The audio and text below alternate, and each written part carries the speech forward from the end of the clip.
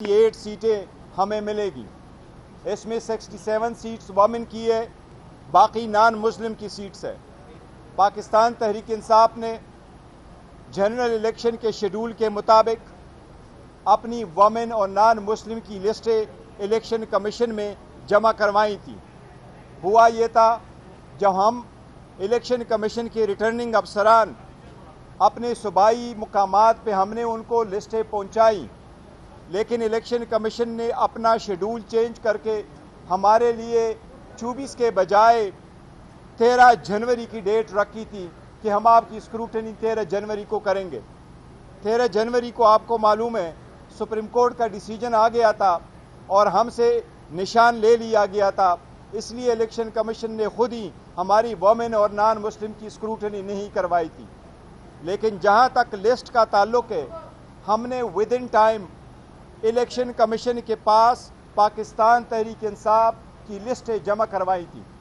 उसके साथ साथ पाकिस्तान तहरीक इंसाफ नज़रियाती की भी लिस्टें जमा करवाई गई थी।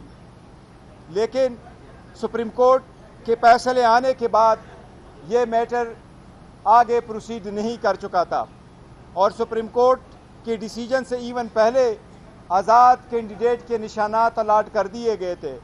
लेकिन हमारा कहना यही था कि हमने पीटीआई के बे कैंडिडेट्स है, चूँकि इलेक्शन कमीशन ने हमें इंडिपेंडेंट डिक्लेयर किया था, इसलिए रिटर्निंग कैंडिडेट्स के नोटिफिकेशन आने के बाद विद इन 3 डेज हमारे 86 MNAs ने सुन्नी इत्तेहाद काउंसिल को ज्वाइन किया।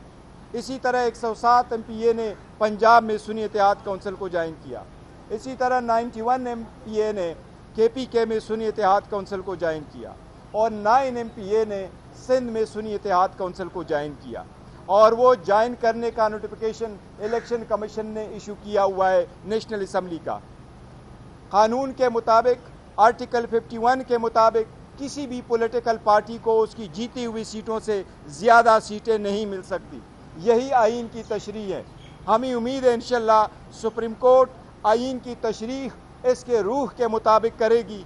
इस रूह के मुताबिक अमल करते हुए इंशाल्लाह ताला ये सीटें उस पार्टी को देगी जिसका ये हक़ है, उस पार्टी को ये सीटें मिलेगी जिस पार्टी के वोटरों ने उस पार्टी को वोट दिया है। यही हमारा मुतालबा है। हमें सुप्रीम कोर्ट से उम्मीद है इंशाल्लाह ताला कि ये हमारी सीटें हमारी बहनों को और हमारे नॉन मुस्लिम भाइयों को इंशाल्लाह ताला मिलेगी।